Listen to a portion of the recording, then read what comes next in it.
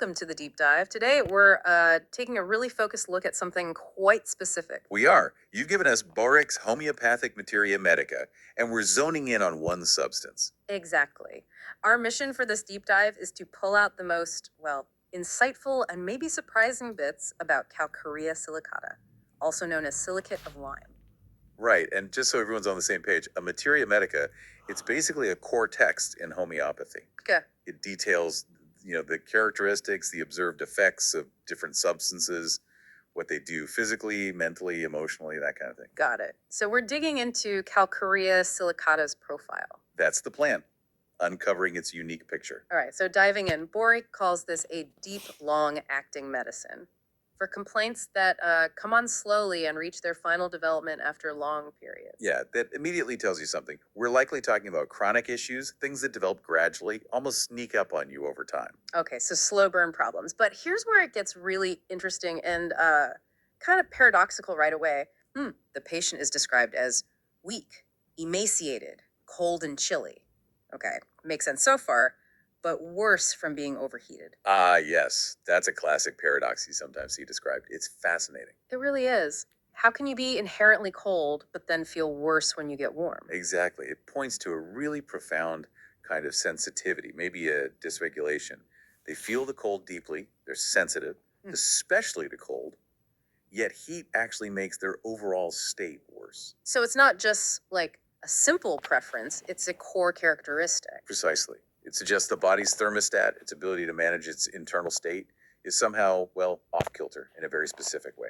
It's a key indicator practitioners will look for. That specificity is really something. And does this sensitivity show up elsewhere, like in specific body systems? It seems to. The respiratory system is mentioned, right? Yeah, it notes a cough that gets worse from cold air and often comes with copious yellow green mucus, also pain in chest walls. So you see that pattern again vulnerability, difficulty coping with the cold stimulus. It connects with that bigger picture of sensitivity. And it seems to extend beyond the physical. What about the mental side? Well, the text mentions things like being absent minded, irritable, irresolute, also lacking self confidence, even fearful. Hmm. It really adds to that feeling of fragility, doesn't it? It does. It paints a picture of someone who might feel overwhelmed easily, both physically and mentally. Okay, and physically beyond the chest. Yeah. Any other really standout symptoms? Oh, yes. There are some quite peculiar ones listed. The stomach, for example. What about it? A sensation of coldness there, Yeah. especially when the stomach is empty, and a sinking sensation at pit. Plus, general flatulence and distension after eating. Very precise details. Wow, coldness in the stomach. That's specific. Anything else? Head symptoms? Yeah, vertigo is listed. Yeah. And a feeling of coldness on the head, particularly at the very top, the vertex. A cold spot on the head. Interesting. Also mentions corneal exudation, which is basically fluid or discharge from the cornea of the eye. Okay. And significantly, atrophy of children is noted, suggesting it might be relevant in cases where development or growth is impaired. That covers a lot of ground. What about the skin? Skin gets quite a description too. Itching, burning, cold, and blue skin. Mhm. Also, pimples, comedones, wens.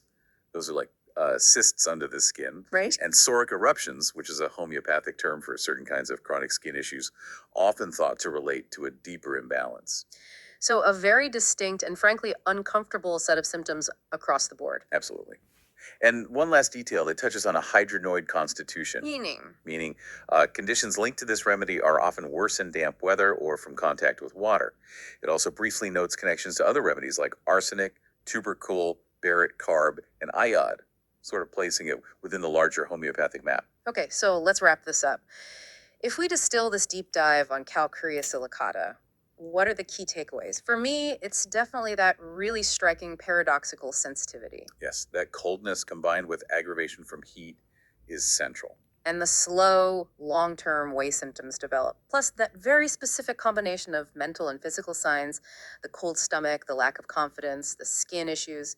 It's quite a detailed picture. It really is. And what's truly fascinating, I think, is seeing how these materia medicas work. They record these incredibly detailed observations, connecting symptoms you might not immediately link, like a cold stomach, and say your resolution. They build a coherent, specific profile from seemingly disparate pieces. Exactly. And that leaves us with a thought for you, the listener. How do different systems of knowledge, like homeopathy, go about categorizing and understanding these really intricate, sometimes paradoxical ways our bodies and minds show imbalance? What can we maybe learn from looking at these deeply observed, very specific patterns, regardless of the system they come from?